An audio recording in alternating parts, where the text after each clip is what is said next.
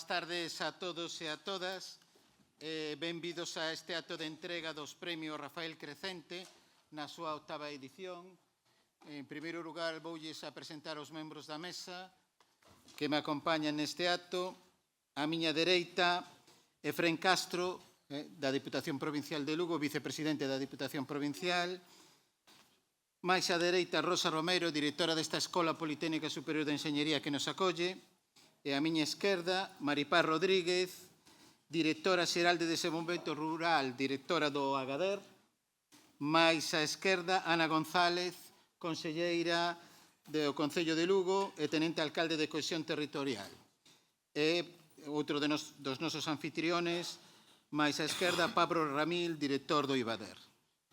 Darlles a benvida a todos. Tamén vexo o reitor Juan Casares, membros do equipo directivo da Escola Politécnica Superior, e creo que tamén están por aí algunhas das candidatas que se presentan nestas eleccións que vamos ter a reitora, xa digo reitora porque son 5 mulleres as que se presentan as reitoras da universidade, así que por fin nesta universidade vamos a ter unha reitora despois de 530 anos. Vamos a comenzar o desenvolvemento do acto dándolle a palabra a Pablo Ramil Rego, director do Ibader. Moitas gracias, señor vicerrector. Boas tardes, membros da mesa, señoras e señores. Para o Ibader é un acto de lecer estar hoxe nesta celebración de entrega de premios da 8ª edición dos premios de investigación Rafael Crecente. Temos un recordo vivo sobre Rafa, os que pudimos traballar con ele, pudimos compartir moitas tardes de discusión e moitas tardes tamén de ledicia, pero tamén, sempre o decimos, nestes actos vemos un pouco a sementeira do que esa semente que se puxo en riba deste campus en torno ao laborate, en torno ao TTB despois, en torno incluso ao Ibader, pois foise desenvolvendo hasta conseguir, pois, hoxe en día, unha gran cantidade de traballos de investigadores vencellados ao medio rural, vencellados á biodiversidade, que traballan desde o campus de Lugo pro e para Galicia. Eu non me quero estender, teño simplemente que trasladar tamén meus agradecementos a toda a xente do laborate, a toda a xente do Ibader, a servicios administrativos, evidentemente, do campus de Lugo, porque sin eles non se podía levar a cabo pois ni este acto ni estes 8 últimas edicións do premio. Temos tamén que agradecer, evidentemente, a Diputación Provincial de Lugo. Gracias á Diputación, gracias á súa axuda, podemos ter en marcha pois estes premios, podemos ter en marcha moitas outras actividades que se fan no Ibader.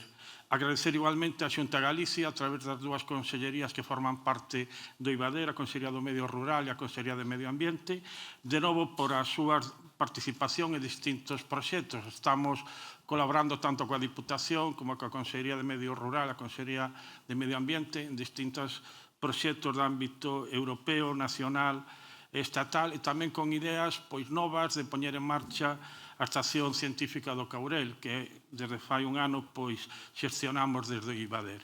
A todos eles, pois evidente, moitas gracias, esperamos estar aquí o próximo ano, por lo menos que se celebre a 9ª edición, e que esa 9ª edición, ademais, vai a ter un aspecto tamén importante. Esta ten un aspecto importante que imagino que logo vai a comentar David, eu non vou a quitarlle a proposta, pero ano que ven o Ibader cumple 25 anos, e, por lo tanto, tamén para nós é un momento tamén moi importante esos 25 anos.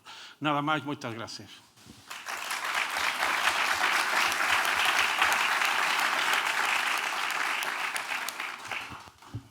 Xa pido disculpas por si non nomei a alguén, pero a delegada de Campus Terra teño que facelo, e vexo tamén por aí o alcalde de Xermade, que é un amigo e que está tamén aquí presente. Seguramente haberá alguén máis por aí, así que pido disculpas. Vamos a seguir con o desenvolvemento do acto. Ten a palabra dona Rosa Romero Franco, directora da EPS.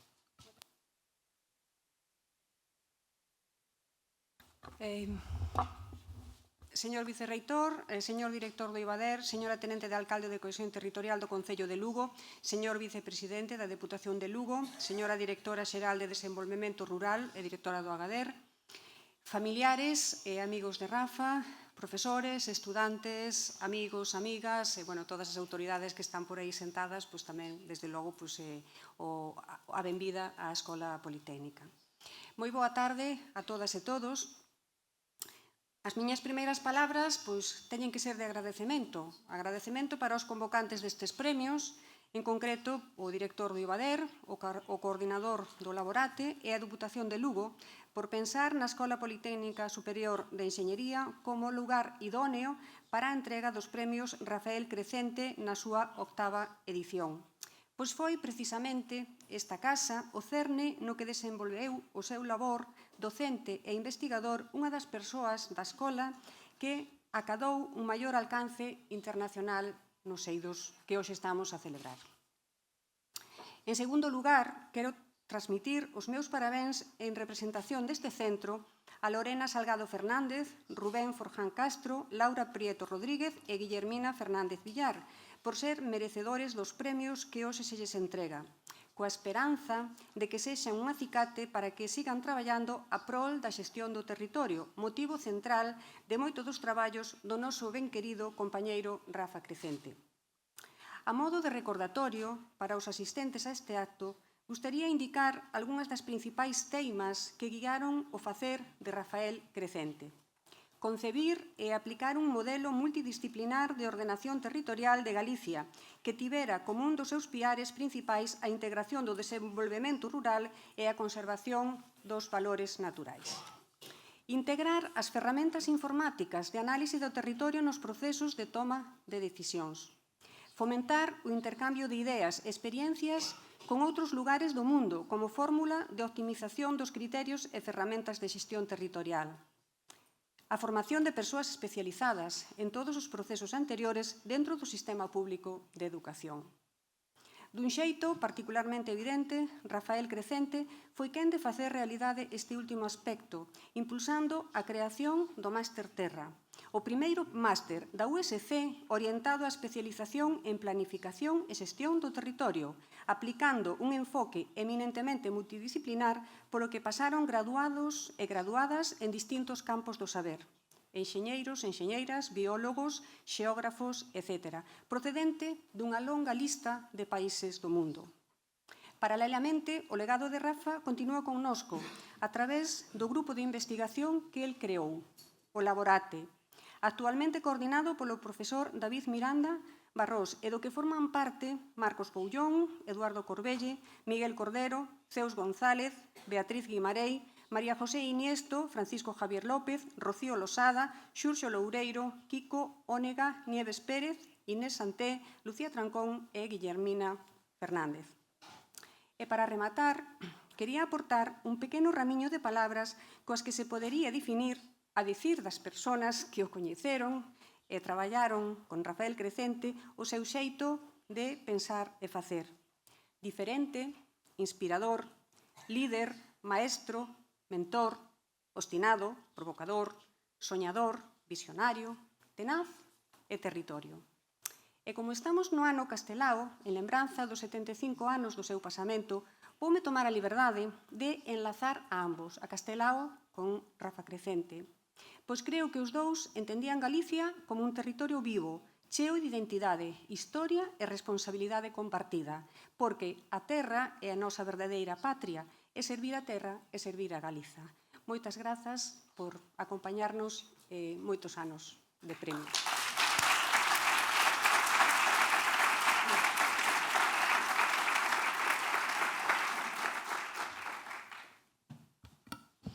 Ten agora a palabra dona Ana González Abelleira, tenente de alcalde do Concello de Lugo. Pois moitas grazas, señor vicerreitor, directora da EPSE, director do IVADER, deputada provincial, directora de AGADER, señores, señoras, autoridades, alumnado e todas as persoas presentes, un saúdo agarimoso dende o Concello de Lugo. E moi boas tardes a todos e a todas, por suposto. É para min unha honra máis participar un ano de novo en estos premios, neste acto de entrega de Rafael Crecente, e quero comenzar agradecendo, igual que facía Rosa, agradecendo á Universidade de Santiago, o Campus Terra, por suposto, o IBADER e a todas aquelas persoas que fan posible que estes premios teñan continuidade pola invitación de asistir ao Concello de Lugo a este momento tan especial. Agradecer tamén o traballo continuado que se leva a cabo na labor que fan continua de innovación e como ponte entre a Universidade e a sociedade lucense, algo de agradecer para toda a cidadanía, e tamén trasladar un agarimoso saúdo do señor alcalde Miguel Fernández, que non pode, por motivos da xenda, acompañarnos hoxe, pero que sí que se quere sumar a esta celebración destacando a importancia de conectar a investigación universitaria co territorio, especialmente nun momento tan axeitado e tan acaído que necesita o noso rural e que precisa desas novas ideas, do compromiso e da visión de futuro que a universidade, o alumnado e os investigadores e investigadoras fan desta materia.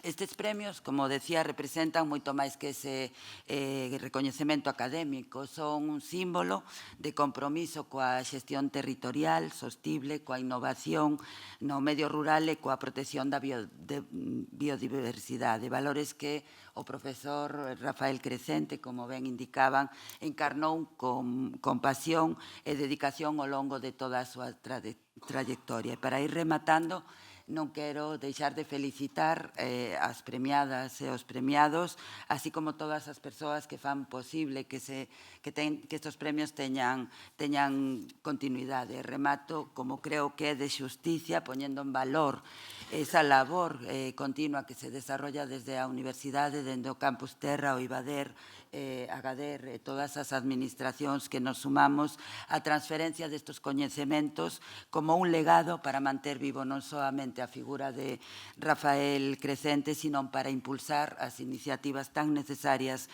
como esta que conectan a universidade co territorio e coas persoas, que é o máis importante. Así que moitísimas gracias, parabéns e un saúdo do Concello de Lugo. Moitas gracias.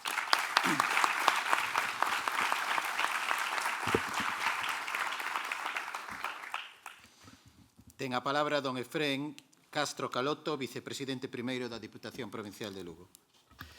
Moitas grazas, señor vicerreitor, compañeiros e compañeiras da mesa. Moi boa tarde a todas e todos. Queremos agradecervos por convidarnos a participar neste acto de entrega da 8ª edición xa dos premios Rafael Crecente Maseda a iniciativas innovadoras de xestión territorial co que vimos colaborando de forma estreita dende a área da rural da Vicepresidencia da Diputación de Lugo a través da Xunta Directiva do Padroado do propio IBADER. Agradecemento que facemos extensivo a todas as persoas premiadas e aos asistentes a este acto no día de hoxe. Quero desculpar a ausencia do deputado de Medio Rural, Daniel García, que lle gustaría haber estado aquí, pero por problemas da xenda non poido facelo. E tamén quero agradecer especialmente a toda a familia laborateira que xa citaron aquí. E na área de Medio Rural da Diputación de Lugo contamos con varios membros eslaborateiros, polo que orgullo no día de hoxe é por partida dobre. Sodes merecedores do legado de Rafa e, como ela adoitaba comentar, hai proxecto de país. Dende a vicepresidencia concordamos en que é imprescindible dar visibilidade ás iniciativas innovadoras da xestión territorial como as que hoxe se premian neste evento. A xestión do territorio é a ferramenta na que Rafa sempre centrou a súa vida, coñecedor da súa importancia como elemento vertebrador das actividades humanas no rural e como elemento de dinamización e de vida no futuro. A vaga de lumes que sufriu este país é reflexo desta necesidade.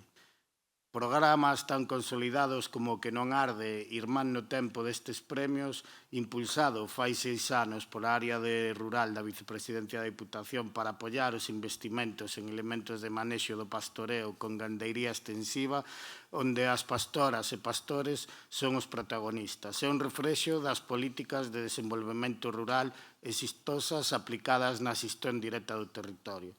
O noso compromiso co territorio da provincia de Lugo e a súa xente está presente día a día, como do propio Rafa.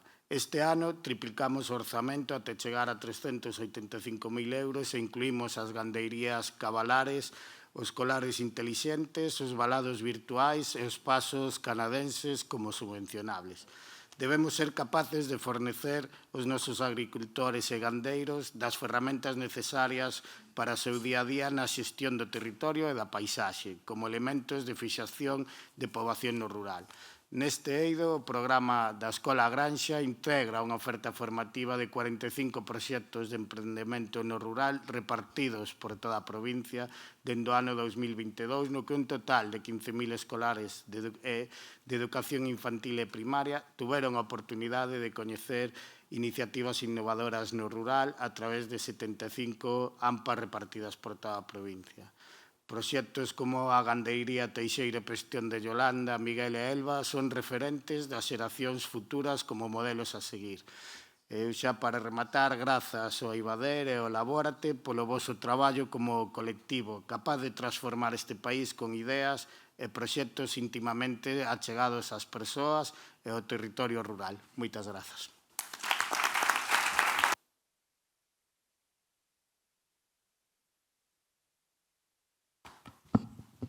Ten agora a palabra dona María Paz Rodríguez Ribeira, directora xeral do Desenvolvemento Rural, directora do Ibader. Do Agader, perdón. Bueno, tampouco estaba mal. No, bueno, se quere incorporar o Ibader, lle deixamos tamén. Bueno, Xa sabes, Pablo, tens que Pablo, dimitir. ten cuidado. Boas tardes a todos e a todas, señor vicerrector, representantes institucionais, compañeiros de mesa, premiadas, premiados, o meu equipo que teño por aí, asistentes en xeral. Bueno, únome a todos os agradecementos que se fixeron nesta mesa, a todos os organizadores, a todos os participantes e a todos os que estades aquí sentados acompañándonos hoxe. É unha honra para min poder participar neste acto en representación da Conselleira do Medio Rural, que lamentablemente non pode acompañarnos hoxe, e que me pediu que trasladase o seu saúdo máis afectuoso, así como a súa noraboa ao Ibader e á Universidade de Santiago de Compostela por seguir promovendo estes premios Rafael Crecente, que xa se teñen convertido en símbolo de compromiso co noso medio rural e co seu desenvolvemento sostible. Dende Agader, compartimos plenamente o espírito que inspira estes premios. Apostar por un rural galego vivo, dinámico e innovador. Un rural que conserva a súa identidade, pero que mira cara ao futuro con confianza e con ambición. Rafael Crecente é o noso referente en moitos ámbitos, pero no rural foi un pioneiro que entendeu que o desenvolvemento non depende só dos recursos, senón das persoas, das ideas e das ilusións compartidas para conseguir o noso obxectivo. É precisamente iso o que hoxe celebramos aquí. Proxectos que poñen o talento, o coñecemento e o compromiso ao servizo do noso territorio, do noso rural galego.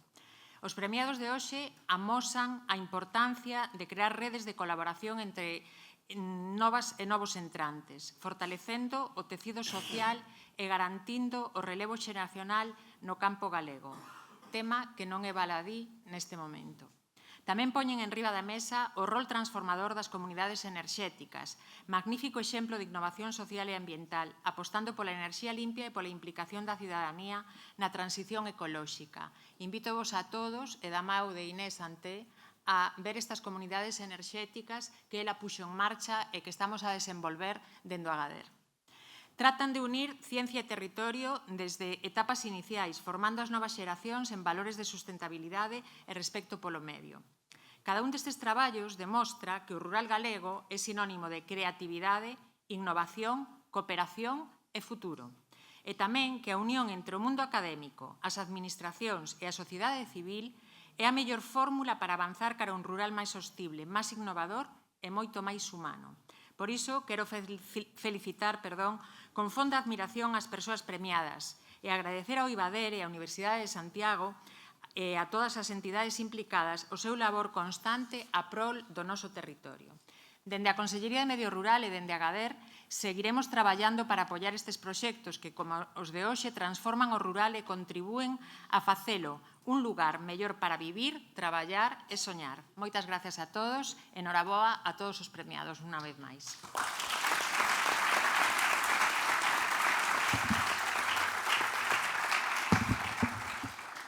Bueno, ahora tiña que intervir, pero vou a intervir cando me toque pechar o acto e lle vou a dar a palabra a David Miranda para que presente o relatorio e non vou dicir que é o vicerreitor, porque xa equivocarse unha vez estaría ben, dúas sería xa o colmo. Así que, David, tes a palabra. Moi ben, moitas gracias. Boa tarde a todas e a todos. Bueno, nesta edición para nós tan especial dos premios Rafael Crecente, teño a honra de presentarvos ao profesor Harvey Jacobs. O profesor Jacobs é catedrático emérito da Universidade de Wisconsin-Madison e tamén foi profesor visitante da Universidade de Radboud en Nijmegen. Sempre o digo mal. Nos Países Baixos. Sorry. Thank you. Thank you, Harvey. Na Universidade de Wisconsin, o profesor Jacobs foi presidente do Departamento de Planificación Urbana e Regional e director do Centro de Tenencia da Terra. Tamén foi presidente do Programa de Medio Ambiente e Recursos do Instituto Nelson. A súa especialidade académica son os aspectos sociais e legais da política territorial, con especial fincapé nos dereitos da propiedade. Tamén é experto en zonificación e ten traballado en temáticas que resultan de gran interés tamén para nós, como a expansión da dispersión urbana ou a protección das terras agrícolas cada vez máis necesaria e interesante.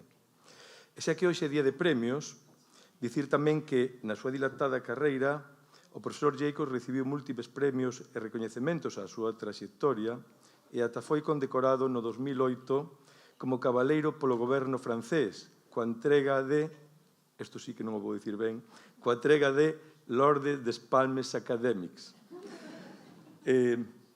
Así que, agradecéndolle de corazón que teña habido exprofeso desde o Estado de Nova York para estar aquí hoxe con nós neste acto, deixo-vos co Chevalier e profesor Harvey Jacobs.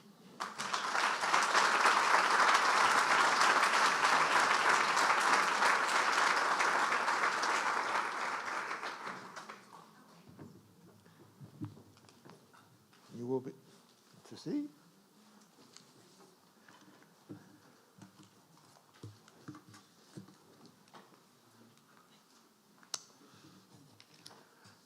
Good afternoon. I apologize that I cannot lecture in Spanish. I cannot lecture in Gallego, but I will try to speak slowly and carefully so our translator can help me. But first, I want some water.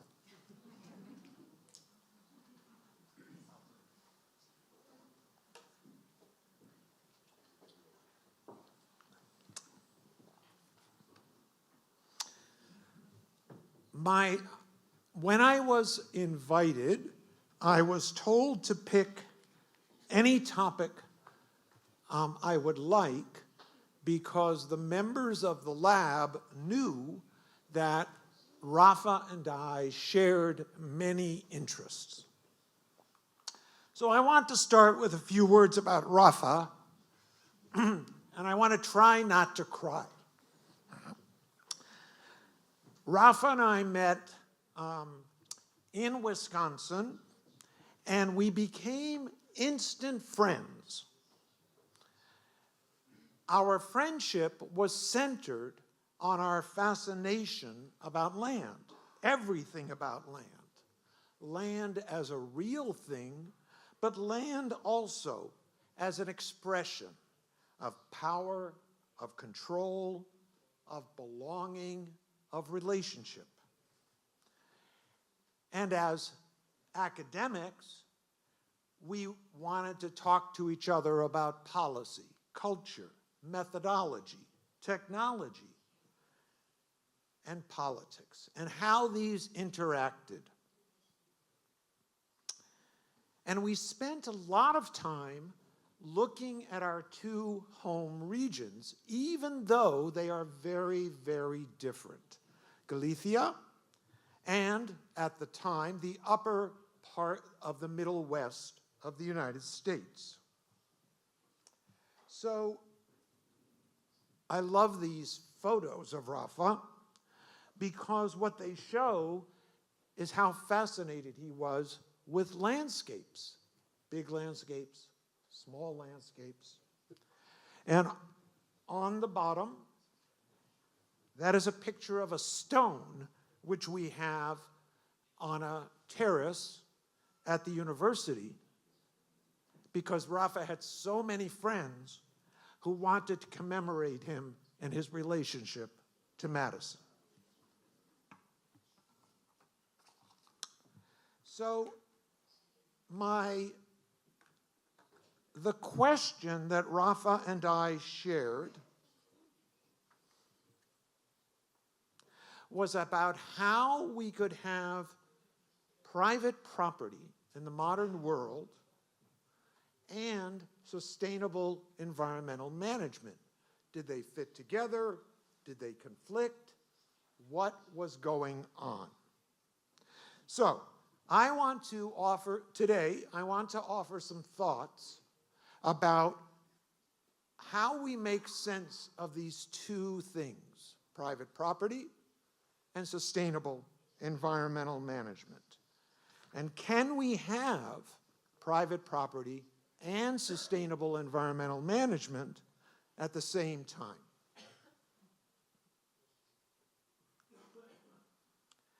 I just want to say a few words about sustainable environmental management.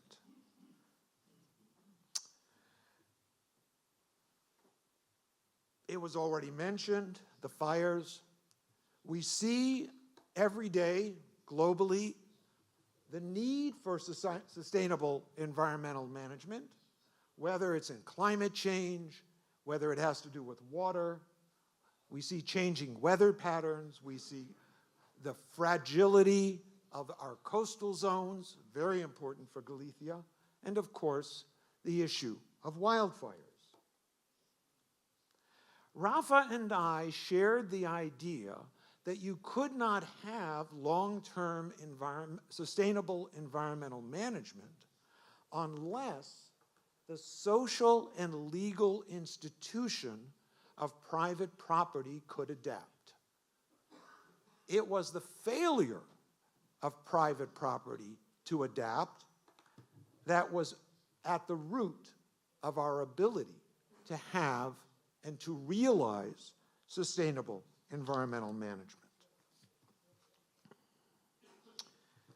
But this raises an interesting question, and the question is, what is private property? Now, there are two dominant views in the academy, in the literature, in the history, in the law, in the sociology about private property. One view, a very dominant view these days,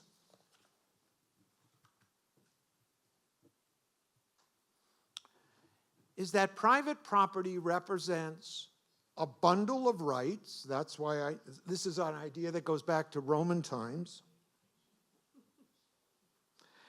And the first view argues that it is essential to have private property. It is essential to have a society of private property owners, and that these owners actually are motivated to manage their land sustainably. They will act in a socially positive way. And even when they do not, the minuses will be less than the pluses. And so a society of private property owners will be better for everyone.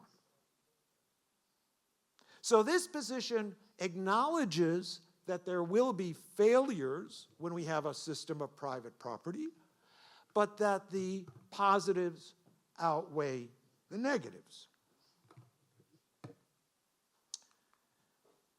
This view of private property originates in the Western world with the work of Adam Smith. Adam Smith argued that if each individual pursued their own self-interest, the greater social interest would result. And we have seen a very strong resurgence of this perspective. But there is a second view of private property. And this second view of private property argues that property is socially defined, that there is no tabula rasa of private property, that society has always been in conversation with owners about what is private, what is public, what is shared, and how those concepts can be used to move society forward.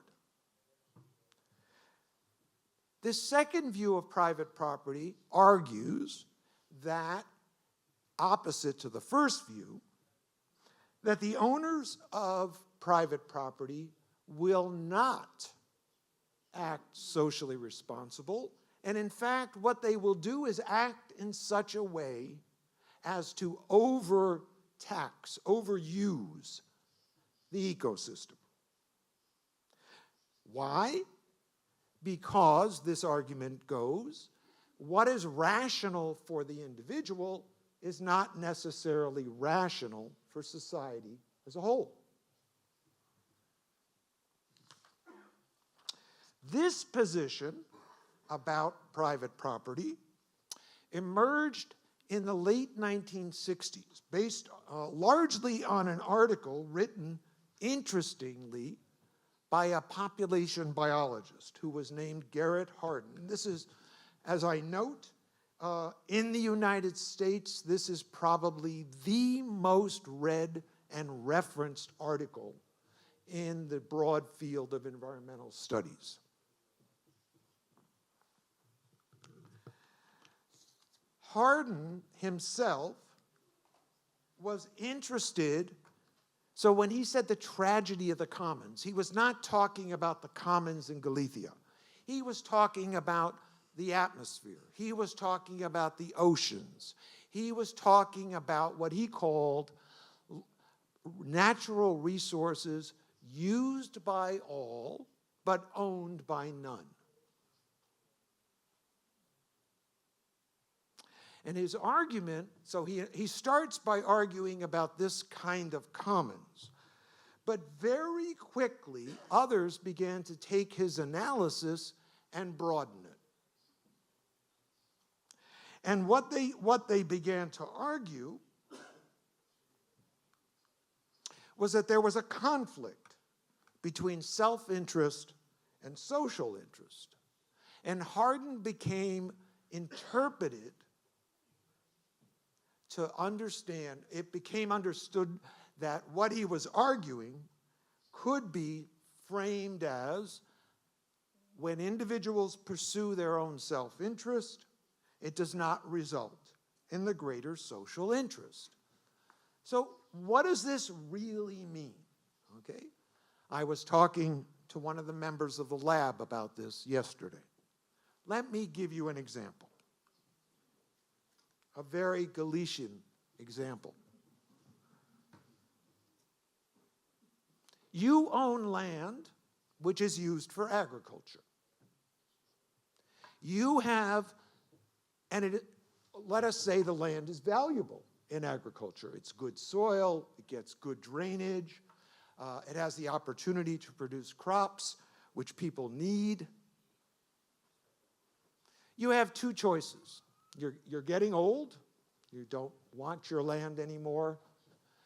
You are willing to sell your land. I know this is unusual in Galicia, but you have two choices. You could sell your land to someone who will use it in agriculture, and they will pay you 2,500 euros for a hectare.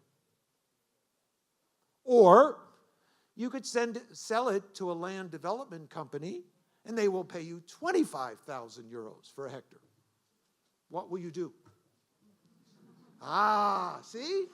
We will all do the same thing. What is rational for me? What happens? I decide to sell my land for development. You sell your land for development. You sell your land for development. You sell your land for development. Not because any of us are bad people, but because we are acting rationally, which is what market theory, Adam Smith, tells us we should do.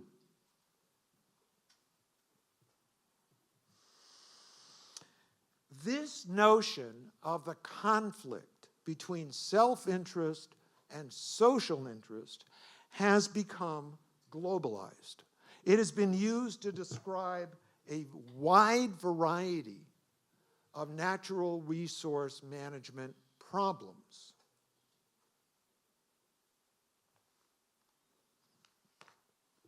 So, how do we solve this problem?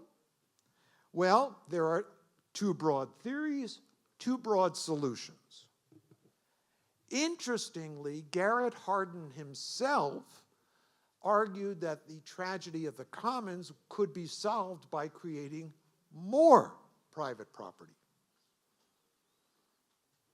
But others argue that there needs to be very substantial social management of private property.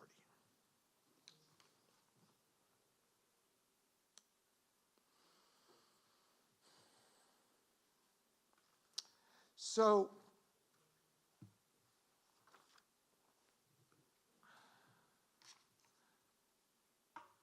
again, I will ask the question, what exactly are we talking about?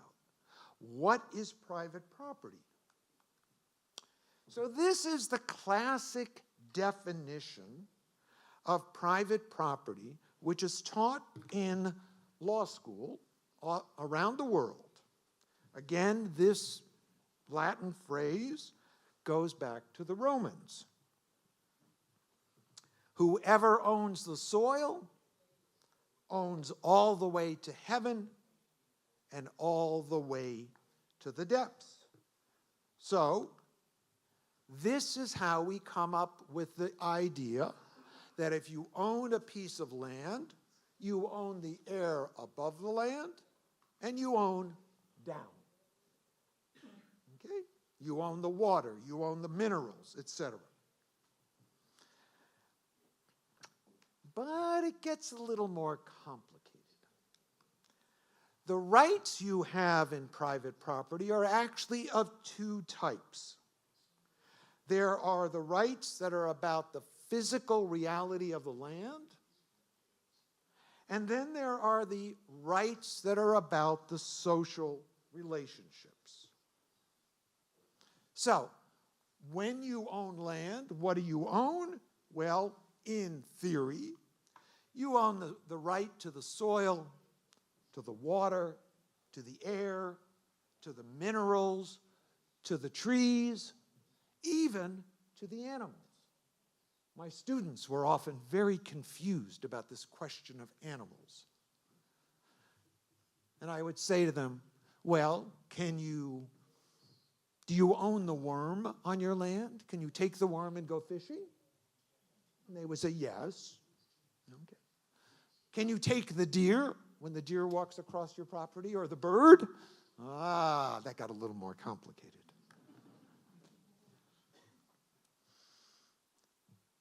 What are the social rights? Well, the social rights, which we are all aware of, you have the right to control who comes onto your property, right? The right of trespass, we call it. You have the right to use your land, but that means you also have the right to abuse your land. You have the right to sell your land. You have the right to lease your land.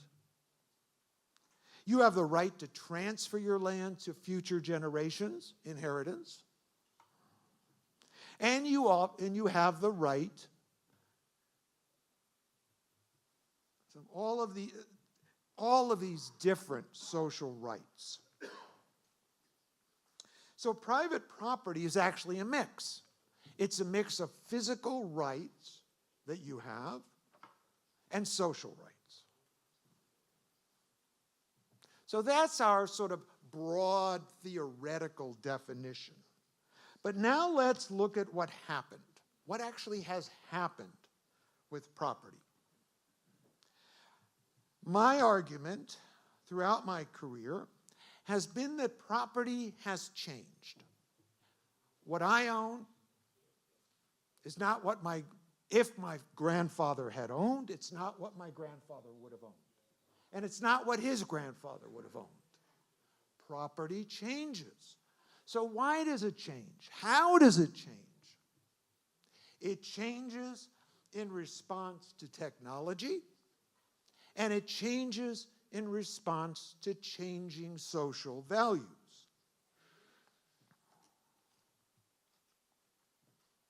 So, remember I said, if you own the land, you own to the heavens above. But in the early 20th century, something very funny happened. After millennia, people figured out how to fly in mechanical devices. So now, you have airplanes. Now, if I own to the heavens above, and that is mine, and the airplane is flying over, can I tell the airplane, get off? Right? We laugh at that now. But in theory, that is what I should be able to do. So after the invention of the airplane, societies around the world had to socially change the definition of private property. They took away your right to the heavens above. Do I still own the air right above my property? Yes. Does it go to the heavens above? No. And actually, the closer you live to an airport and the approach and takeoff of the airplanes, the less air right you own.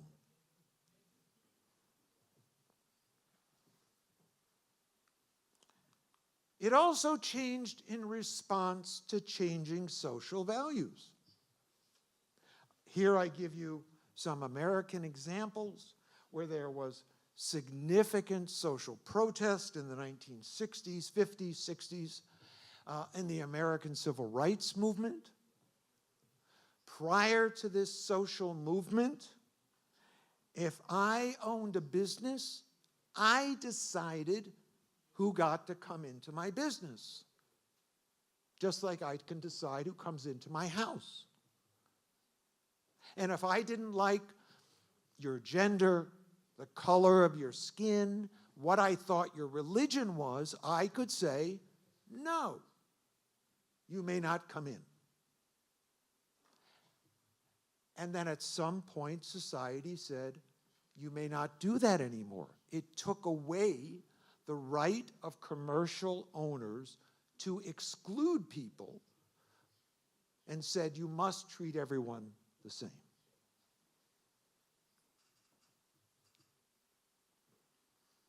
And we can tell the same story about the transformation of the right of women to own and to participate in a variety of events. They were excluded for centuries.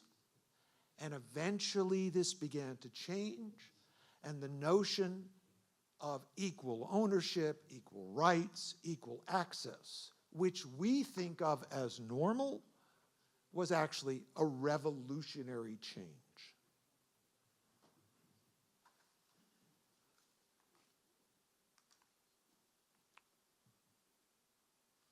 So, property then is these two rights combined. So then we come back. So what is it? What is property? My argument, is that property is actually a stage, just like this stage. Okay? It's a stage in which we act out very complicated plays with each other. We talk about what are the rights of the individual and the rights of society. What does it mean to be a citizen? And what does it mean to have freedom in the modern world? It's where we talk, it's how we articulate our ideas about social justice and about the rights, and this is where sustainable environmental management comes in, about the rights of future generations. So let me return to my opening question. How do we resolve, how do we reconcile the social and legal institution of private property with sustainable environmental management? Now, I will pause. For many, many years, I have gotten this far in my thinking, and people were always angry at me. Why were they angry? They would say, Professor Jacobs, tell us how to solve the problem. Don't tell us only what the problem is. What do you think will happen? So you are the audience for the first time where I tell you what I think will happen.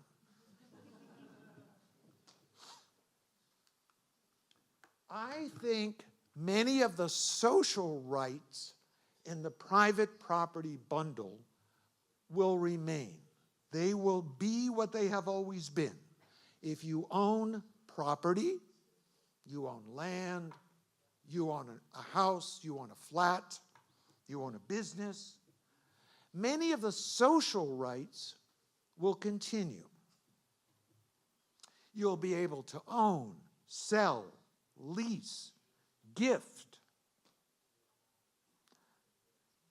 You will continue to need to pay taxes, of course, but you'll also be able to engage in reasonable personal use, and you will be able to require government to come and help you protect your private social rights.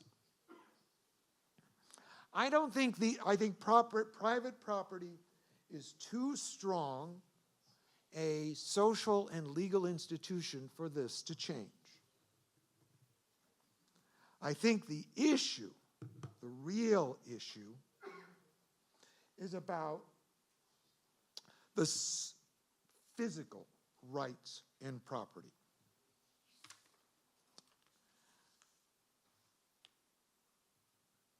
It is very easy for all of us to identify something bad, right? We don't want owners of rural land to clear-cut their trees. We don't want them to strip the soil. We don't want them to mine for minerals to the point that the land is ruined. We don't want them to pollute. We don't want them to dump toxic waste. These are all bads, and we can all agree these are bad. Oh, this should not happen. So how does, again, going back to individual rational, social rational, how does society deal with this? Well, we deal with it often through regulation, right? Social regulation, where we say, okay, it is your land, but.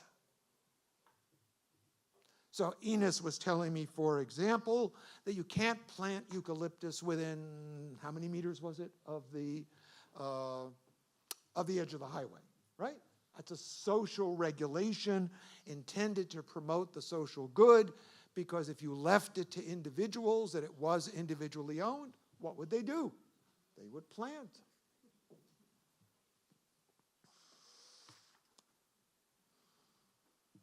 So I think that the challenge we have is that sustainable environmental management science, eco-science, agro-science, forest science, sustainability science, continues to show us how interconnected the world is and how we push down on one place and then something happens.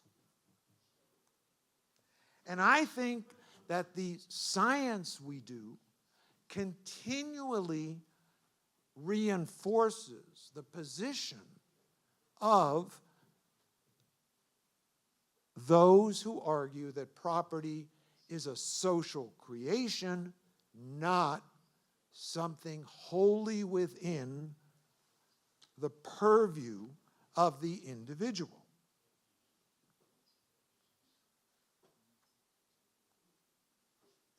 So,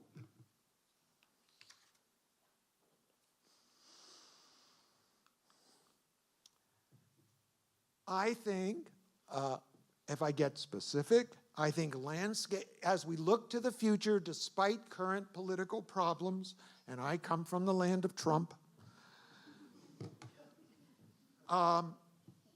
landscapes will get stronger rights, wildlife will get stronger rights, but government, society, will also get stronger rights to manage private property on behalf of society at large. I think the core theoretical and philosophical position of the sustainable environmental management advocates that property is socially created is fundamentally correct, and it is sound.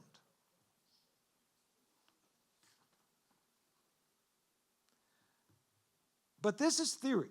Practice is different. Our colleagues were talking about translation. We have already witnessed through even just the last 100 years, how flexible property can be as technology and social values change. I think we can expect, we can demand that property continue to adapt to meet all of our needs, the needs of the owner and the needs of society at large. So, in the long term, can private property and sustainable environmental management be brought together? I think it's the wrong question. They have to be. We are not going to have a world in which there are no private property owners, and we are going to have a world in which we need sustainable environmental management. We have to figure out how to bring these two ideas together.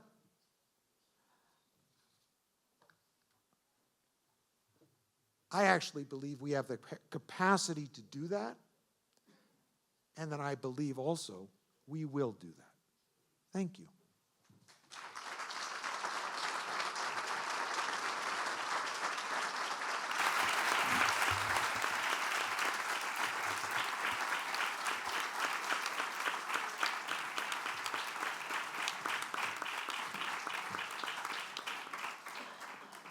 Professor Jacobs, congratulations for this presentation. Did you understand? Yes.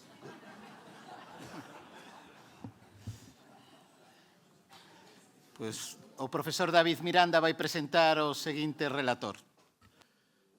Bueno, decía antes que esta era unha edición moi especial, e agora vou explicar o porqué.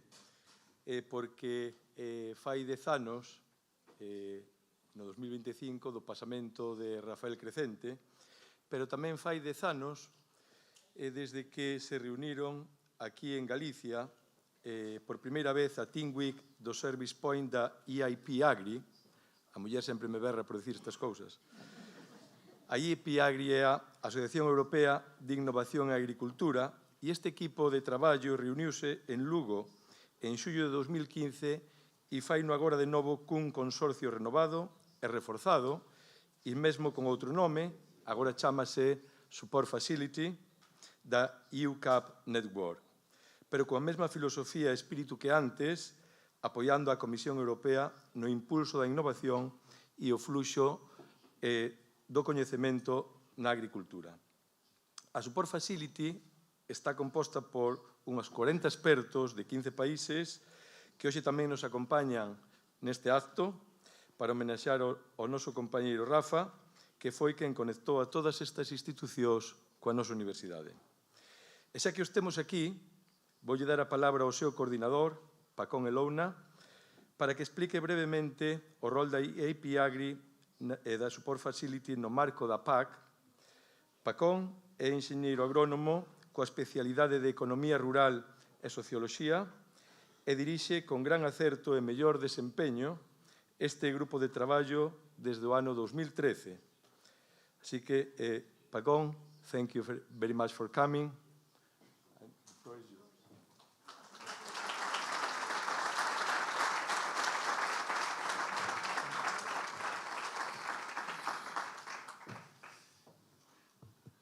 Hello.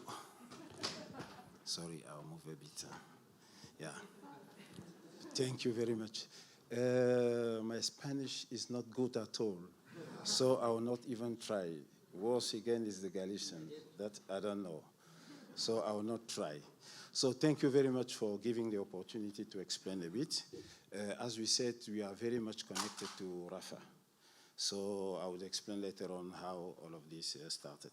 The question was to speak about EIP, European Innovation Partnership for Agricultural Productivity and Sustainability.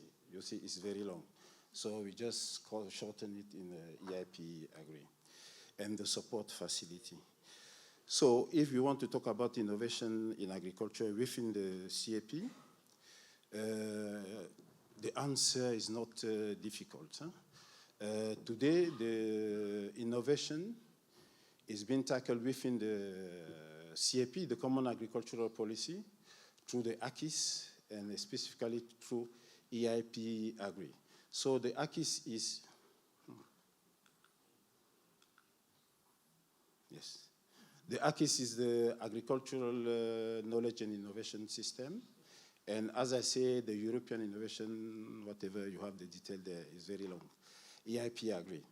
But within the CAP, I should say, besides the EIP Agri, that is a specific intervention, you have also some other interventions that are also supporting innovation. But I will not go to that second part regarding the innovation. I will only focus on the EIP Agri, because that one is connected to us. So how the story started? The AKIS, just to come back, this is the figure that you see there with the 9 specific objectives of the CAP. I will not go technically, but there is one that is a cross-cutting, so that is covering everything, meaning that the innovation in agriculture in the CAP is covering also the social aspect. It is no more only focused on the primary sector as it was the case when we started some years ago, but also on the social aspect.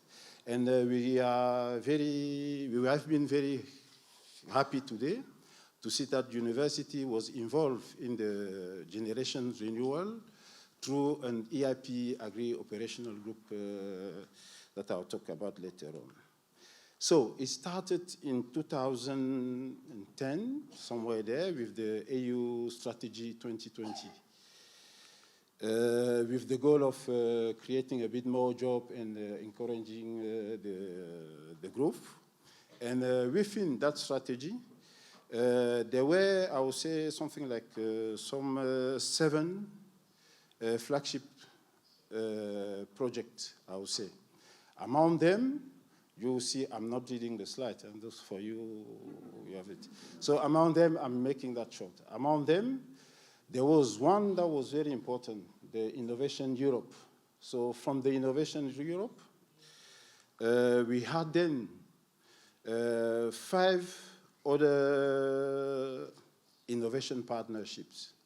Because in the Innovation Europe, to implement the Innovation Europe sub-strategy, it was decided to create then 5 innovation partnerships. So the partnership has a goal of really focusing in one thematic and take care of that with, in a global way. Also knowing that today the challenges are very complex. So to solve them, you really need a partnership. So it is no more the solution doesn't belong to one category of actors and so on. So that was the idea with those partnerships, but also making sure that the financing, so the means, can be combined to be more efficient and effective. So among them, we had then, one of them that was the EIP that you have in yellow. I would say among all of them, the 5 of them, each of them has their own functioning. So I will not come back on what is happening with the other ones. I'll only focus on the one that we have been in charge of. So the EIP agree. Now, technically for ourselves, it was launched in 2012 with all the goals that you see there, but we have a short version of all of these. It was producing more with less. That was the objective there, in short, producing more with less. So meaning a more efficient use of natural resources and so on.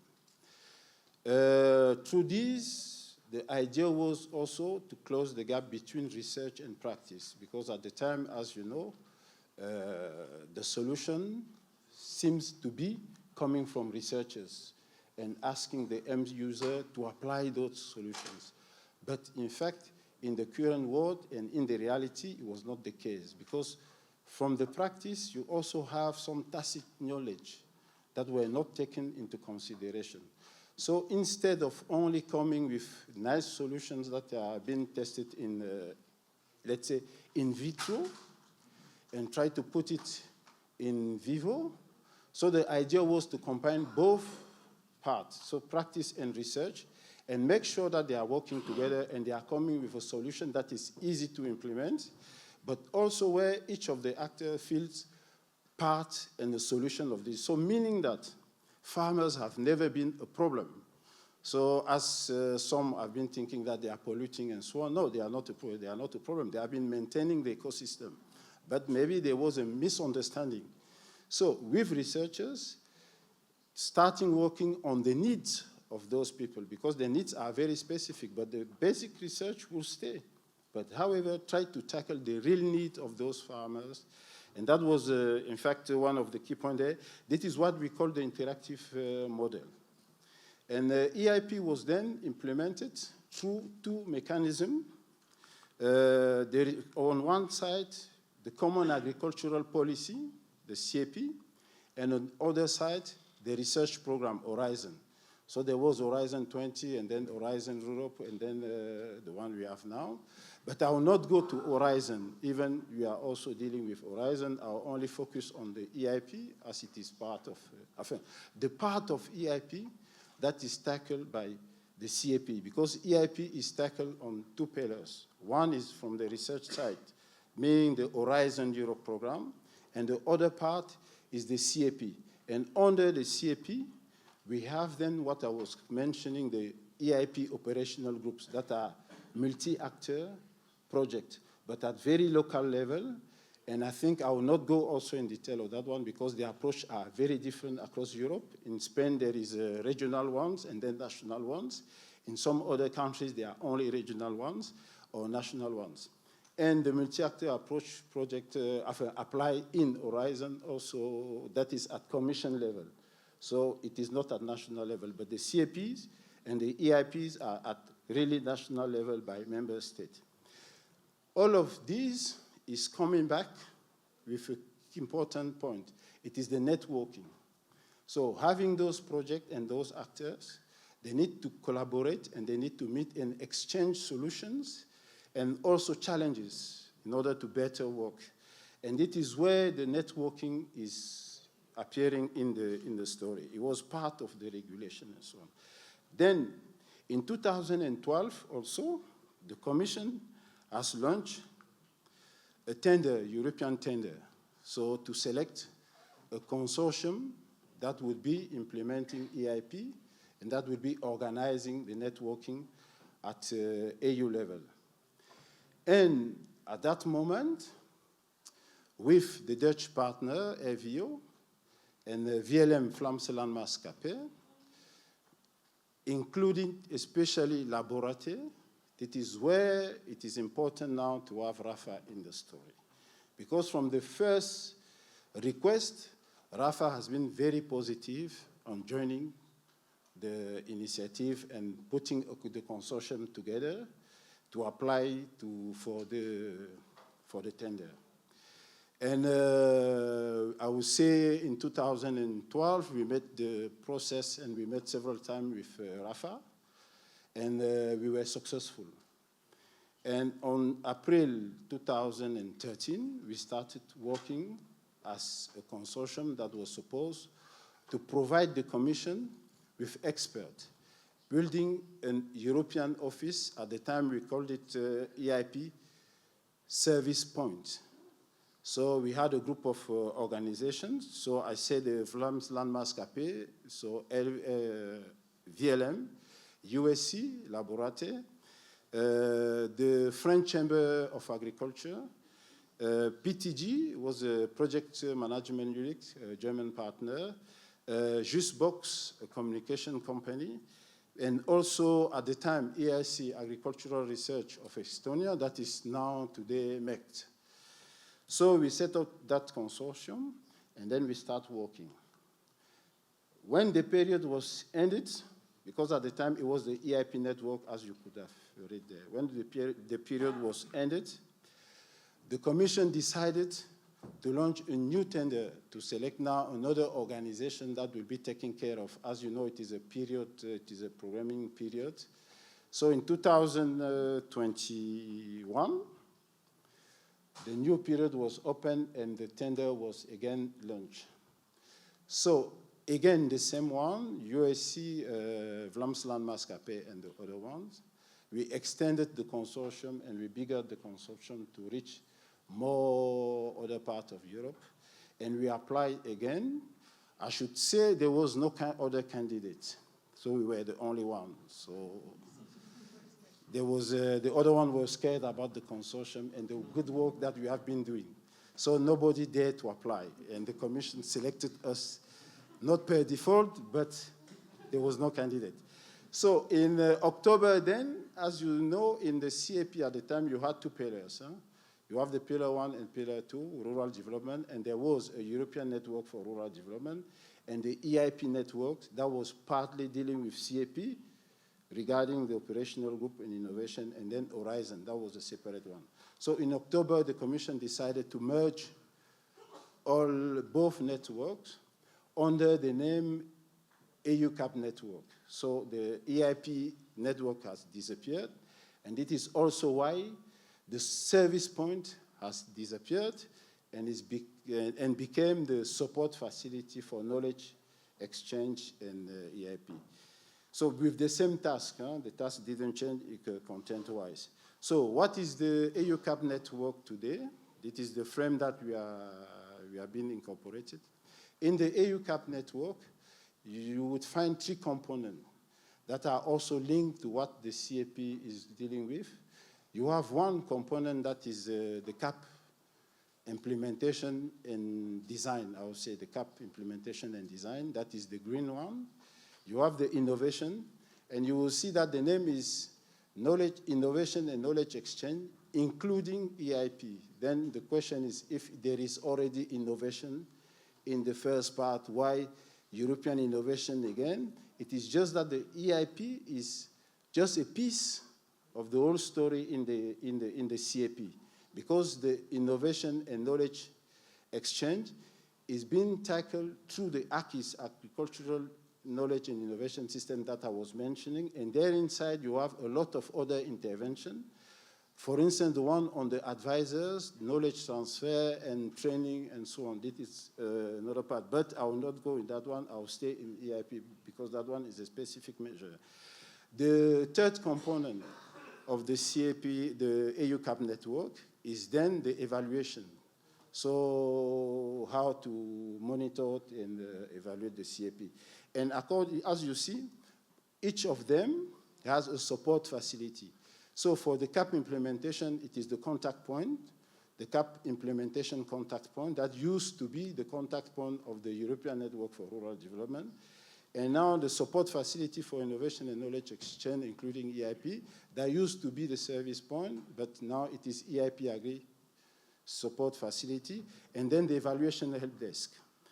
Then you have a cross-cutting component that is dealing with the logistics and communication. Normally on the website, for those who will be curious to go to the website, you will see all of this in detail. Now the support facility of the EIP now. As I said, the task didn't change. It is the same. It is embedded in the regulation. I will not go into detail, but you have the reference for the regulation. You can go and check further. What we do concretely now, you see the name is the CAP Europe Innovation Consortium. We have 17 organizations. Then you have the list of all organizations there coming from 14 member states. I'll try. We have Spain, we have Belgium, we have the Netherlands, we have Portugal, we have Austria, we have Estonia, we have Croatia, we have Hungary, we have Lithuania, we have Slovakia, and who I would have forgotten, Italy, France, Portugal, and Poland. Yes, I said already Portugal and Poland. So it is about 14 member states with 17 organizations. So the list of partners are there. But I know all my colleagues. I may not know that one. So then the management, there is a structure. That is there you have the structure of the support facility. It is divided according to the general objective of the CAP. So you have the division A, B, C. The D, the division A is dealing with ACIS, the cross-cutting matters. The head of that division is Sergio Dicescu, who is from Romania. He's not here today. The division B is dealing with, let's say, the economic-related matters, is coordinated by our colleague Zaboros, who is from Hungary. He's in the room. The division C is dealing with all environmental care issues. Is also coordinated by my colleague Céline, who is from the French Chamber of Agriculture. The division D, that is dealing with all rural, a socio-economic fabric of rural areas, is coordinated by our Brilliant colleague Bea, who is also in the room. Everybody knows her. And then the communication is coordinated by our colleagues Ina. Then on the management level, I have my deputy team leader who is also in the room, is Margarida Suarez de Ambargerida. Amba, I succeeded this time. So that is a full name. And my other colleague that is in charge of all administrative and financial matters, Celine, Maureen. She's also in the room, and myself. So the service, that is a summary of everything we're doing. It is from workshop, seminar, focus group. I would say there are two kinds of things. You have building knowledge and also sharing knowledge activities. And then besides that one, there is the database, the communication part, and so on. You have a summary there. So for last year, our work program is starting on the 1st of July and ending on the last day of June. of the next year. So for the last working program, that are the key data. So we gathered in total about 885 participants. And I would say from 2013 till today, we gathered, if I do not mistake, 560 participants. It is a mix. You have the number of projects there. In the project, you have operational group, interact project, live project, because the knowledge doesn't stop with the format of the project or the innovation. It goes beyond the format of the project. And also the key target is, as I say, is normally the key target are the practitioners, so farmers, forest managers, and so on, but also researchers. You also see in the categories there who are the participants in all those events. Now, important, we come back to RAFA. So I met RAFA, as I said, in 2012. When we started the project, to maintain the coordination between all the partners, because as you saw, it is about 18 full-time equivalents, and just to give you a number of people working in, it is between 35 and 40 people. And all of them are not based in Brussels, because the headquarters is in Brussels. All of them are not in Brussels. They are coming from different member states, as I said. They are staying there. To maintain the coordination of all of this, we used to meet in Brussels. And one day, Rafa suggested that instead of meeting every time, everybody traveling to Brussels, maybe it would be good to apply the principle of Interreg. Because when we started this, we were coming from another Interreg project with Rafa. That was FACS, Interreg V4C. It was about land management and so on, and Rafa was also in that project. And then we say, it is true. Why don't we keep the strong collaboration that we have at the time, implementing the same principles? So meaning that there was a partner meeting every time. So that partner meeting, instead of calling that partner meeting, we will call it the team week that we are having will become a sort of partner meeting. So after the meetings in Brussels, during the steering committee, we decided that from now on, we will be moving the team week in the member state and in the partner location. And the first team week took place in Lugo some years ago, 10 years ago, and that is, I've been here 10 years ago. I hope I will not come back 10 years later. So we had then the first team week abroad here in Lugo. Mr. Rector, if I do not mistake, you mentioned that Rafa has planted a seed in Lugo here, but I will say he plants more seeds and even beyond Lugo. Because you see, we started this in 2010, we keep doing this, and we will still be doing this, thanks to Rafa. So therefore, I would like to say, to close, Vivam os premios de Rafa. Thank you very much.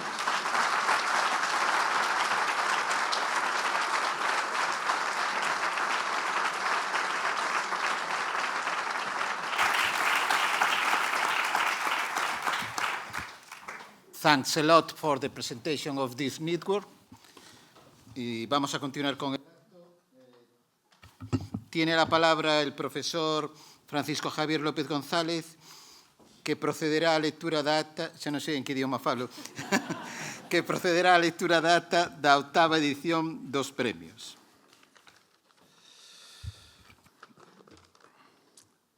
Ben, boa tarde a todas e a todos.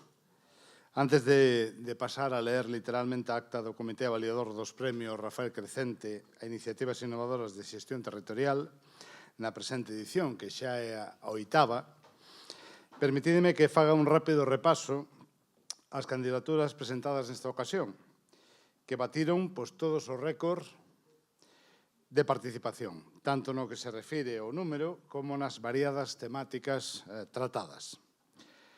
Tivemos casi 40 propostas, moitas derivadas de traballos de fin de grao, de fin de máster e incluso de varias tesis de doutoramento. A calidade estivo presente prácticamente na totalidade dos documentos presentados, o que, sen dúbida, dificultou a decisión do comité encargado de propoñer os premiados. Abordáronse, dende distintos puntos de vista, moitas cuestións relacionadas coa xestión territorial, especialmente do territorio rural. Unhas veces de xeito máis innovador, outras facendo fincapé na necesidade de poñer en práctica ou de poñer en marcha iniciativas que levan un tempo querendo facerse vivas nese territorio.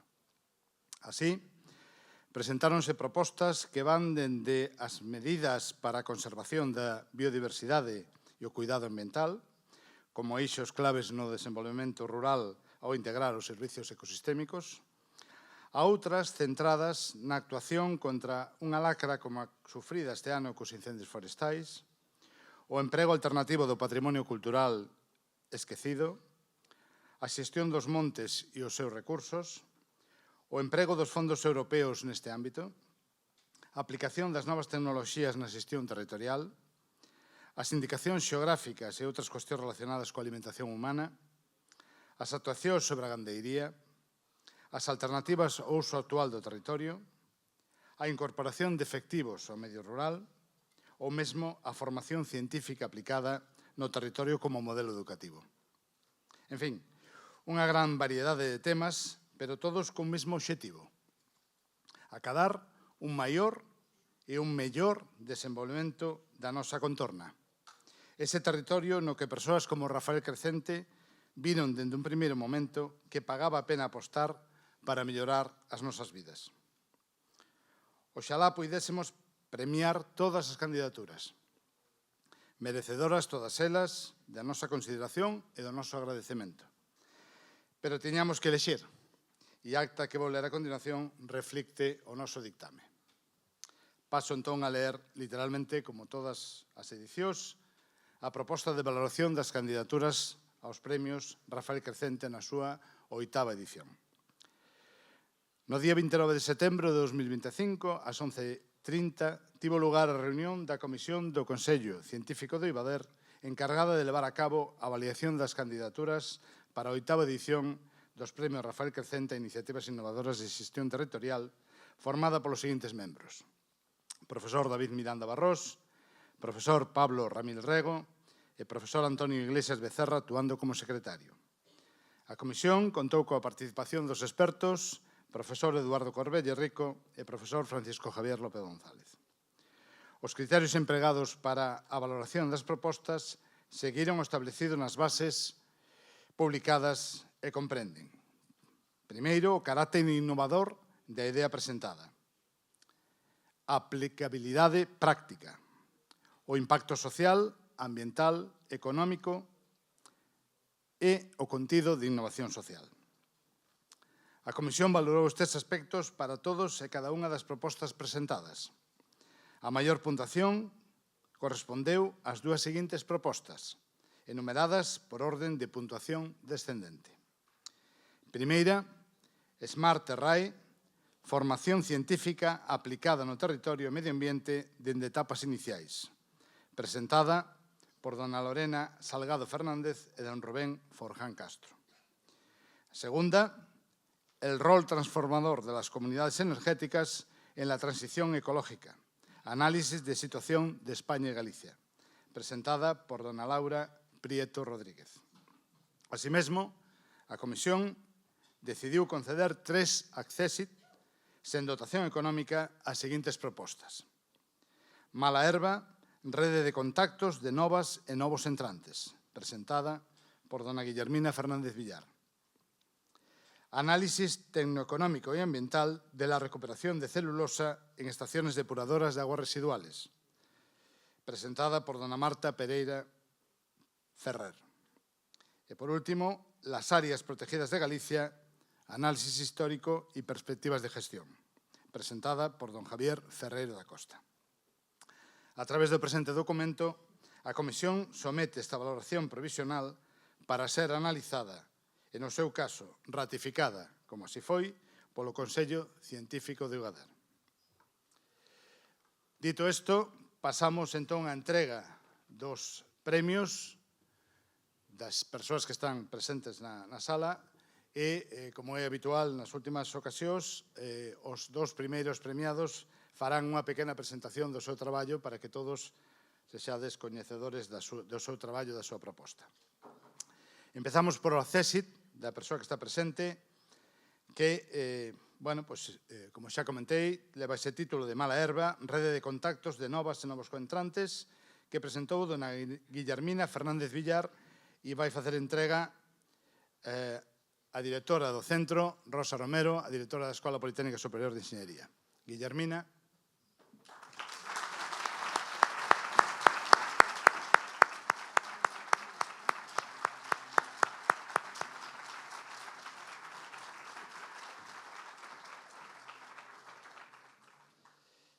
O segundo premio, o rol transformador das comunidades enerxéticas na transición ecolóxica, análise de situación en España e Galicia, presentado por dona Laura Prieto Rodríguez, entrega o premio don Efrén Castro, vicepresidente da Diputación.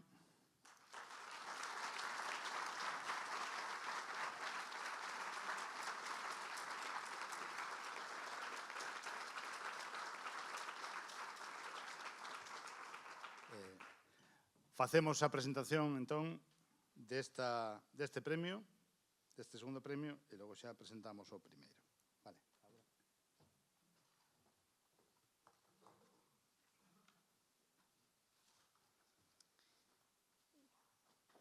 Bueno, boa tarde a todos. Eu quero comezar dando un agradecemento aos organizadores destes premios. Así, mellor. Pois quero comezar agradecendo aos organizadores dos premios Rafael Crecente por continuar convocando, por poñer en valor os traballos relacionados co desenvolvemento rural e territorial. Eu non coñecín a Rafael, pero con todo o que comentaron aquí esta tarde estou segura de que me tería gustado moito. O traballo do que vou falar, que presentei, céntrase nas comunidades enerxéticas, que xa foi mencionado antes por a directora xeral de Agader. Eu quería investigar un pouco sobre, facer un análise, cal era o punto de situación, que problemas podían axudar a resolver estas comunidades enerxéticas, se contaban ou non cun marco normativo adecuado, que papel xogan as institucións no seu desenvolvemento, cal é a súa situación en Galicia e en España, en xeral. En 5 minutos é complicado, pero, vou tentar dar unhas pinceladas de que aspectos poden axudar a resolver estas comunidades enerxéticas. O primeiro é a descarbonización, que é un gran reto que temos, descarbonizar a economía. Temos unhas emisións de gases de efecto invernadero que todavía continúan crecendo, co sector enerxético a cabeza, aínda que na Unión Europea estamos xa en senda decrecente, en parte gracias ao gran despliegue de enerxías renovables que se está facendo, pero vai haber que acelerar a tasa ou duplicala, polo menos, para conseguir os obxectivos. Aquí, as comunidades enerxéticas fan un aporte principal porque desplacen os combustibles fósiles da matriz enerxética, son xeración distribuída, co cal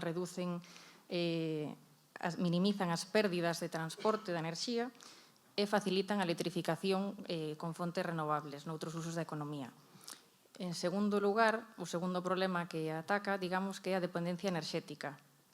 Un desafío para Europa, porque vemos que as cifras, de media, foi a enerxía importada 63% no 2024, o que reflexa unha vulnerabilidade, que ademais se agrava pola concentración de proveedores. Máis da metade de petróleo e casi 2/3 do gas natural que importamos proveñen dun número moi reducido de proveedores, co cal isto deixanos máis expostos a riesgos xeopolíticos e a unha alta volatilidade en precios, que quedou patente ca crise enerxética no 2002 especialmente.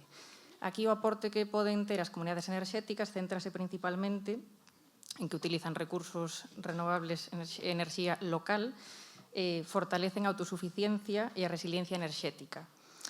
Máis alá de reducir esta exposición aos vaivéns de precios internacionais, ofrecen aos membros da comunidade enerxética unha maior estabilidade e custos estables a largo plazo. Son un bo elemento, digamos, para elo. Por último, dentro dos 3 problemas que analicei no traballo, falo da pobreza enerxética, que é unha situación que se define como a incapacidade dos fogares de poder acceder a servicios enerxéticos a precios razonables para a poboación. Non é só un problema económico, porque entre as súas consecuencias chegan ata a exclusión social e impactos na saúde e no benestar. As cifras para a Unión Europea son preocupantes e para España todavía máis. No 2023, o 10% da población europea declaraba non poder manternos o seu fogar adecuadamente quente. En España chegamos ao 20%. E dunha perspectiva social, o que aportan as comunidades enerxéticas é facilitan o acceso a fogares vulnerables como beneficiarios do autoconsumo compartido, co cal obteñen acceso a unha enerxía de forma máis asequible e estable. E máis alá do aforro, tamén fomenta a cohesión territorial e social, empodera a cidadanía, porque é un requisito, e impulsa un modelo enerxético que se cree que é máis xusto e participativo. Donde se orixinan ou de onde proveñen as comunidades enerxéticas? Bueno, xa tiñamos algunha experiencia na Unión Europea, non creo que sexa raro. Dinamarca, Alemanha e Países Baixos foron pioneiros nas experiencias de enerxía comunitaria, con cooperativas cidadás. No 2016, a Unión Europea, a Comisión Europea, introduciu o concepto de comunidades enerxéticas a través de 2 directivas clave, como son introducindo as comunidades cidadás de enerxía e as comunidades de enerxías renovables, que son diferentes, pero, teñen moitas semellanzas, voume centrar nelas. Ambas son entidades xurídicas de participación aberta e voluntaria e priorizan os beneficios medioambientais, económicos e sociais frente ao lucro financiero. Poden formar dela tanto persoas físicas como empresas ou autoridades locales, os concellos. Por exemplo, son os dos impulsores. Cal é a situación en España e despois en Galiza? Pois os datos que atopei, que vin, mostran un incremento do 44% no 2024 respecto ao 2023, alcanzando a 659 comunidades enerxéticas constituídas. Ves unha boa implicación ciudadana, porque un 92% destas contan con persoas físicas entre os seus participantes, e territorialmente o que mostra este mapa de calor é que hai unha maior concentración no norte e no oeste da península. Se o analizamos por ámbitos de actuación, o que se ve é unha forte implantación no territorio rural, cun 69% destas comunidades enerxéticas constituídas alí. Aquí presento unha comparación entre España e Galicia. Galicia é unha rexión que ten un alto potencial renovable, moita extensión rural, e as comunidades enerxéticas están crecendo bastante. En Galicia chegamos a ser a 5ª comunidade con máis comunidades enerxéticas constituídas. Alternativamente, tamén o que detectaba era que hai unha certa conflicto con grandes parques eólicos, é un tema do que se debate moito. Cheguei a plantexarme, quizáis estas comunidades enerxéticas sexan unha alternativa ou complementario a esta outra forma ou modelo enerxético. O que me chamou moita atención é que desas 64 comunidades enerxéticas constituídas, xa o 20% dos municipios contan con unha, e iso duplica a media nacional, o que demostra unha gran capilaridade e o potencial do noso medio rural para liderar esta transformación enerxética. E xa para rematar, quería mencionar as 2 iniciativas que elexín para pôr o foco dentro do traballo. Están as 2 na provincia de Pontevedra, pero sei que aquí en Lugo tamén hai iniciativas, algunhas moi grandes de feito, de comunidades enerxéticas.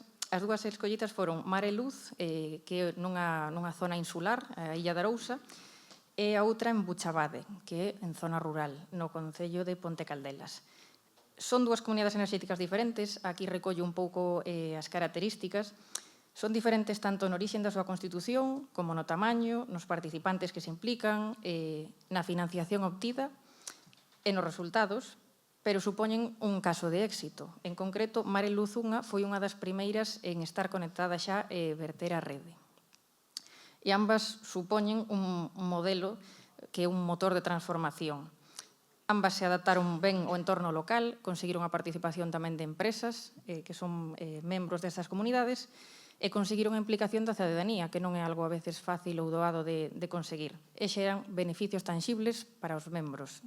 E xa están, en concreto, en Arousa en transición con outras iniciativas, ampliar un parco eléctrico, bateeiro e demais. O mensaxe final que me gustaría trasladar é que o que atopei con este traballo é que estas comunidades enerxéticas son un modelo alternativo de gobernanza e de innovación social que o que demostra é que teñen moito que aportar ao actual sistema enerxético, que pode ser unha alternativa ou complemento máis democrático, máis xusto e de menor impacto en comparación ao que teñamos ata agora. Nada máis, moitas grazas.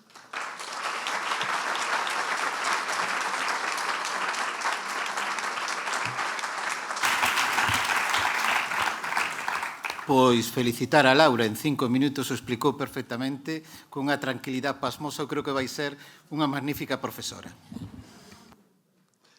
Moitas grazas, Laura. Bueno, esqueceuseme comentar que este segundo premio está dotado con 1.000 euros e o primeiro premio que vamos conceder agora é que bueno, pues, é cara onde imos, non? Este primeiro premio está dotado con 2.000 euros. Vale. Primeiro premio, polo tanto, para Smart Terrae, formación científica aplicada no territorio e no medio ambiente desde etapas iniciais, presentado por dona Lorena Salgado Fernández, que ademais teño a satisfacción de que foi alumna miña, e don Rubén Forján Castro.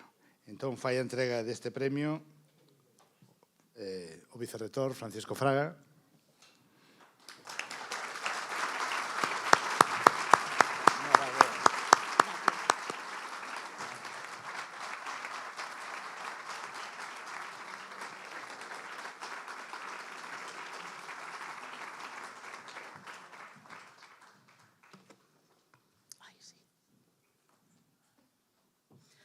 Bueno, primeiro de nada, boas tardes. Agradecer á organización por esta iniciativa que me fai especial ilusión, a verdad. Eu son alumna EPS e agora eu era EPS. E nada, moitas gracias e sobre todo ao xulgado por creer que Smart Terrae é merecedor deste premio. Nos creémolo, pero vos tamén é sempre unha satisfacción.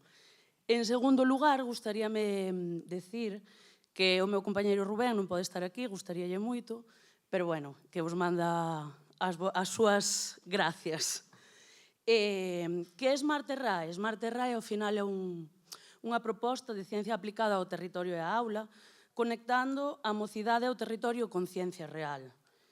Smart Terrae é unha metodoloxía de ensino-aprendizaxe que actúa como ponte entre as aulas e a xestión do territorio e o medio natural, aprendendo facendo en contextos reais, compartindo resultados coa comunidade e cos actores do territorio e conectando o coñecemento escolar con retos sobre todo locais.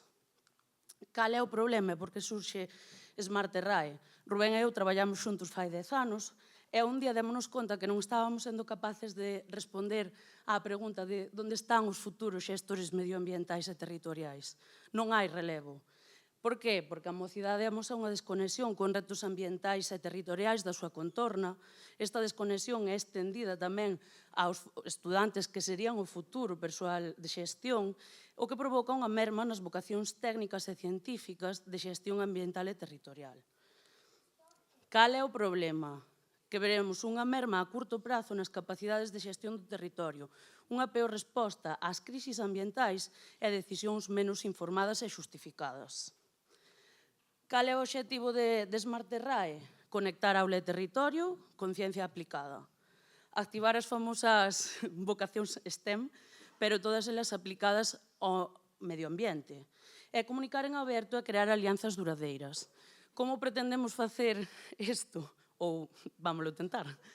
Levando problemas reais ás aulas e devolvendo resultados úteis á sociedade, a través de proxectos de colaboración con centros externos, centros de educación externos á universidade, e coa realización de traballos final de grado e máster.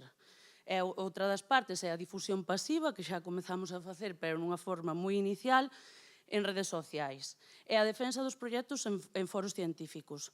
Pero esa defensa non é por parte de nós. Nós somos os fundadores, a semente, pero todos os alumnos que se involucran con un proxecto son Smart Terrae e son os que van defender. Eles o diseñan, eles o executan e eles o defenden. Que vai isto? Que crean como un vínculo real co proxecto. Agora vou vos traer os dous proxectos máis antigos que temos, que son os que un deles está finalizado, o outro, eu digo que non está finalizado hasta dentro de 4 anos, agora vos explicarei por qué. Os dous proxectos máis antigos. O primeiro deles foi un proxecto de colaboración con alumnos de primeiro de bacharelato dun instituto de Mieres. Que facían eles? Eles, vinculado á economía circular, transformaban residuos do seu horto escolar en ácido levolínico, que é un composto de alto valor añadido. Pero máis alá do proxecto, eles defenderon este proxecto real, porque fixémoslo real, no concurso de Talents de Educaixa, onde foron seleccionados para asistir ao campus que organizan todos os anos en Barcelona, e aí, xunto con outros 6 centros de España e Portugal, foron seleccionados para presentar o seu proxecto na ONU e facer un viaxe formativo tanto a Nova York como a Boston. O segundo proxecto é un proxecto de traballo fin de grado vinculado ao grado de Enxeñería Forestal e do Medio Natural da Escola Politécnica de Mieres. Este traballo foi realizado por Lucía García, que vedes na foto, e é un análisis da distribución espacio-temporal dos incendios forestais en Asturias, desde a perspectiva da causalidade. Porque este proxecto, nos a Lucía coñecémola nas aulas, fomos docentes dela, e púxonos de manifesto que ela víase abocada a un mundo laboral e a facer o seu TFG desde un punto de vista productivista madereiro. Ela non quería. Entón, nos propuxemos isto e os resultados deronnos datos para poder decidir. Actualmente, ela presentou este traballo no Congreso Forestal español, actualmente está escribindo o seu artigo, pero o máis importante de todo é que Lucía día doxe é estudante de doutoramento, está facendo o seu doutorado no estudo dos incendios forestais no noroeste da Península Ibérica desde a perspectiva da paisaxe. Para nós eso xa é como un triunfo, a verdad. Vale, agora xa para finalizar, os seguintes pasos que pretendemos seguir agora con Smart Terrae é ampliar centros e proxectos. Creemos que é moi importante que incluamos os centros de formación profesional. Sempre os olvidamos, e son os técnicos. Por outra parte, reforzar as redes sociais. É como comezamos, pero non se nos dá moi ben. E ao final a poboación obxectivo vive coas redes sociais. É unha forma de difusión pasiva, pero ao final é unha difusión continua. E, para finalizar, o seguimento a longo prazo destes alumnos para ver se realmente no tempo isto ten unha pegada. Moitas gracias a todos pola vosa atención. E xa.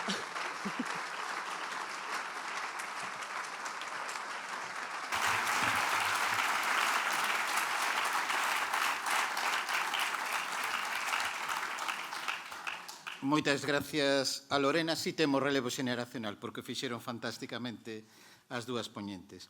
Todavía non rematamos, aínda llevamos a dar a palabra de novo a David Miranda para que nos comente algo sobre a 9ª edición dos premios Rafael Crecente. Gracias. Antes de eso, para ir finalizando este acto, permitídeme 3 apuntes. Para lembrar, para felicitar e agradecer en nome do Laborate e do IBADER. Primeiro, unha lembranza moi especial. Quixera lembrar hoxe aquí a Fran Van Holst, que nos deixou o ano pasado logo dunha complicada enfermidade. Fran, representando a DLG, coordinou xa no 2007 o proxecto Interreg Farland, que moitos dos que están aquí coñecen, no que tamén participaba a GADER e a USC a través do Laborate, e onde coñecimos a boa parte dos nosos colegas europeos. Fran tivo un rol relevante na nosa conexión con todos os organismos europeos que están aquí hoxe representados. Coñecémonos grazas a él. E, ademais, Fran asistiu persoalmente ao primeiro acto de entrega de premios Rafael Crecente no 2018. Xa se notaba aí unha conexión especial con Rafa e colaborate e con esta universidade. Así que, alá onde estés, Fran, grazas por todo o teu traballo e o teu cariño.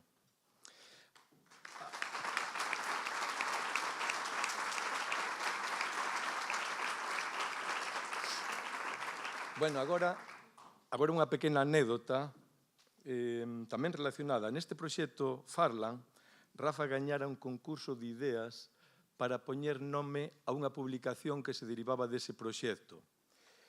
O nome foi Farlan Near Future, pero Fran, como era o xefe de filas do proxecto, a modo de obsequio, regaloulle a Rafa un par de zocos holandeses. Entón, hoxe nós, para recordar a Fran, para recordar a Rafa e para agasallar aos premiados, non se nos ocurriu mellor cousa que regalarlles un par de zocos a estes premiados, os que levan o primeiro galardón e o segundo.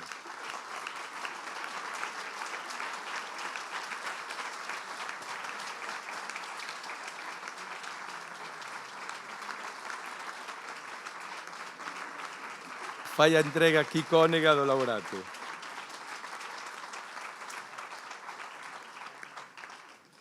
Aproveito para felicitar aos premiados, aos que levan zocos e aos que non os levan, tamén aos do Accesit. Este ano, como decía Javier, aínda teñen máis mérito porque houve bastante concurrencia.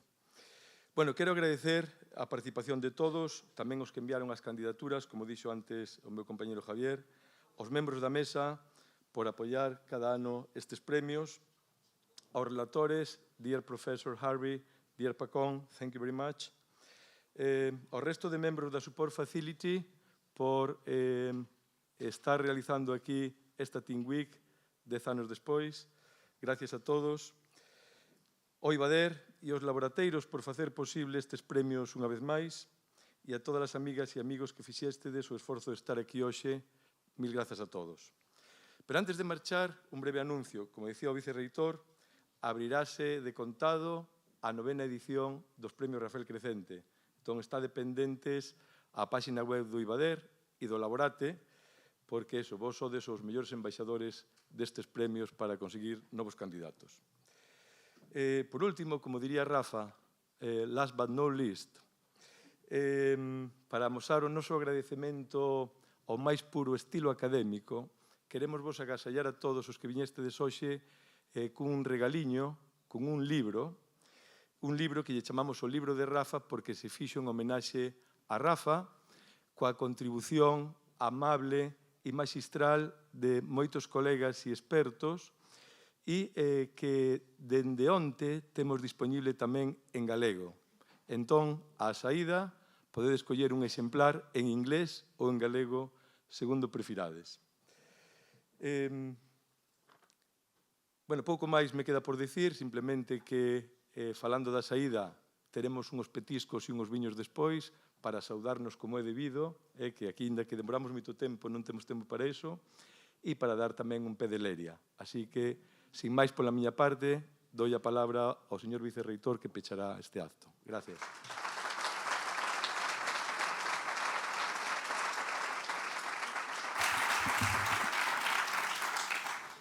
Vou intentar ser moi breve, xa que o acto se alongou bastante o que tiñamos pensado.